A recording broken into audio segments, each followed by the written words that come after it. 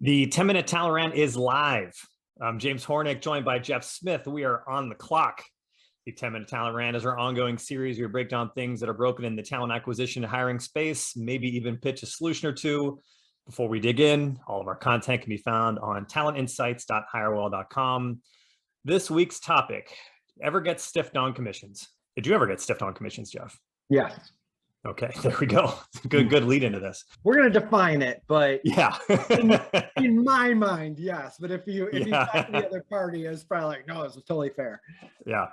How this came up. Okay, so multiple people in our sales recruiting org have been having conversations with salespeople recently, really concerned about making a move. Mostly because they're pretty sure they're going to get stiffed on their commissions if they do, meaning like they leave, they close something, it's been sold. If they leave in the next month or so, they're just going to see $0 out of that. It's happened to them before, or it's happened to people they know before. Now, you might be thinking out there, oh, that sounds like a great retention strategy. Right. I mean, more and more, and maybe it's through advice, but just, I mean, candidates are becoming more and more savvy by the day. They're digging into their next firm in a little bit more detail. I mean, that there's really nothing else to glean from it. We're hearing sales professionals, or more generally people who make a majority of their role or their finances off commission. They're talking to the network's alumni, people that have already worked at that organization, about how they separated. Did they get paid out? What did they have to do? I also think that they're bringing it up in interviews in ways that I think are throwing interviewers off a little bit, i.e., tell me a little bit about the last person that left and how you specifically paid out their commissions. It's a very abrupt question. Yeah, it's an important question. I guess we should also say too, we're talking to the places that are not complete jerks and do pay out. I'm not going to try to convince. If you're the kind of firm that just like loves stiffing people at the end, like you're probably not watching the show or do anything we'd say anyway. No. But if you are the type of place that's on the up and up, there's things you should still know. Like we ran some data. I did a quick poll on this too, just because I didn't know how big of an issue this was. Like we're making a mountain out of a molehill or whatever. So the question was asked: have you ever left a job, not gotten paid on commissions as a factor into your job change? Yes, top of mind when moving was 60% of people. It's happened to them before and they worry about it. No, it's not a concern, 16%. No, it hasn't happened to me before, but I worry about it, another 24%. So basically 84% of people out there in sales, it is something they think about when they're leaving their job because they think it could happen to them. Yeah, no, when I saw the numbers, I was very surprised at how high it was. The other thing that came up a lot, which we actually both agree is a little bit different scenario, is like the whole bonus thing that's in this tangentially. So like everyone's bonus is laid out. The metrics are set upon. The date in which it is accomplished is set upon. It's a retention strategy. It's okay for employers to have retention strategies. Like it's a known. I don't have a beef with it. I didn't think you did either. No, it's on the up and up because it's clearly laid out and defined. Whereas what we're seeing with like people not getting paid commissions, it's not really clearly that undefined, and it's a big surprise gotcha once you're already gone. So anyways. Yeah, and with commissions, the transaction's done. Like you secured the business. Like you should rightfully get what you're owed. Yeah. This also hits close to home too, because it's not just salespeople, it's recruiters. It's people in agency recruiting. It happens a lot. And now a lot of our own staff had this happen to them previously, which is also why we want to talk about it. So why do we get it? Like, Jeff, why do companies do this? What are the reasons why companies stiff people on commissions? Yeah. So we've got three. Number one is it's by design. No commission by design. It's literally part of the business model. Because we've been in recruiting, we know it well, but I suspect that, sales organizations behave similarly. We crowdsourced this in the content meeting, and one of our team members, came from a off-the-shelf, big name brand, competitor, and there's no visibility to it. They always find someone else that wasn't left, it wasn't up front. Glassdoor's reviews highlight this whole thing. I mean, you talk about ridiculous draws, ridiculous thresholds.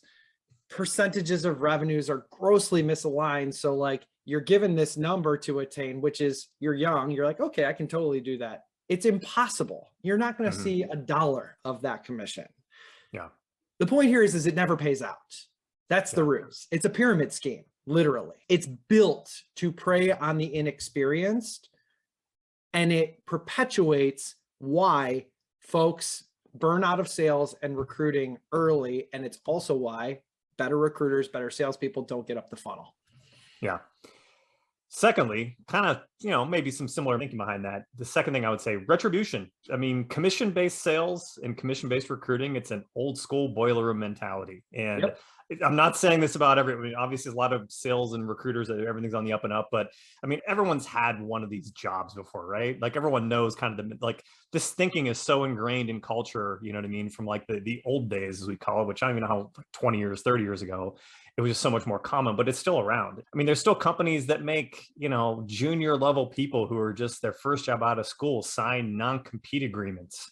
And, these are people still learning the basis of their craft. But if they go to anything that looks like a competitor, they send them a cease and desist letter and threaten to sue them. And it's just, they want that reputation out because it's another level of fear they can put into their current staff. So they want their current people to know, if you leave us, we're going to screw you. So don't leave us.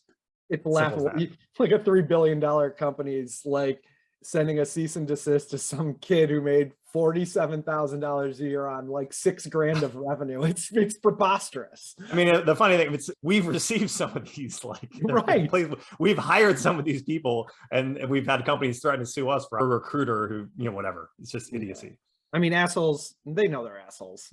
Like the system is built upon the idea of retribution. Inexperienced folks get groomed by these types of people to, the second they walk away from, what's rightfully theirs, like the narrative turns into this, like, well, you didn't pass like some weird antiquated loyalty test. Like it is the literal definition of the old boys club. Yeah. Third reason, greed. Not even just from the company themselves, but a lot of these places we've heard have things set up where if someone leaves, the manager gets the cut of the commissions. So the managers, we're all of it. So the manager loves just getting rid of people because that's just more money for them when they're short-term thinking and whatnot. So there's just a lot of crappy people in sales that love to just give someone the axe if it means making a quick buck. So anyways. Yeah. Before we get to fixes, also a sidebar, all these signing bonuses that are circulating throughout the ether right now, especially now, like they're all offsetting the loss of commissions that are perpetuating the problem. But anyway, for another day, what's fix number one? First off, if you're one of the good ones, you're one of the ones who would never stiff anybody on their commissions, the ones that we're actually talking to out there, you have to make this known.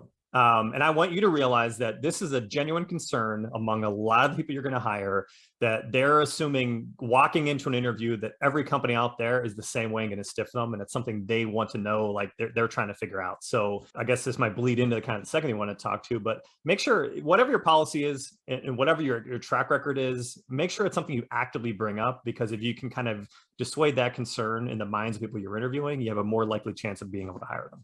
Yeah, I mean, selling it in the interview process is really valuable. Write it down, write the policy down, put it in your employee handbook. I get why it's not, believe me. I absolutely understand the motivation to not writing it down, keep it in that gray area.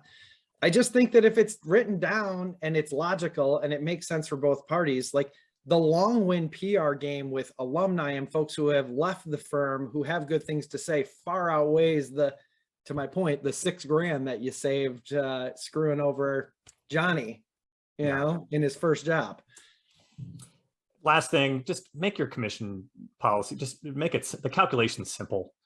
Like I've seen so many that are needlessly complex. Like it doesn't have to be advanced calculus. Just make something that anyone can wrap their head around. They're going to feel more comfortable about it. They're going to feel more comfortable. They're not going to get screwed about it someday. So just make the numbers work in the simplest way possible. Anyways. That's it. We're short on clock. That's a wrap for this week. Thanks for tuning into the 10-Minute Talent Rant, part of the Talent Insights series, which is always available for replay on talentinsights.hirewall.com, as well as YouTube, Apple Podcasts, Google Podcasts, Spotify, and Amazon. Jeff, thanks again as always. Everyone out there, we will see you soon.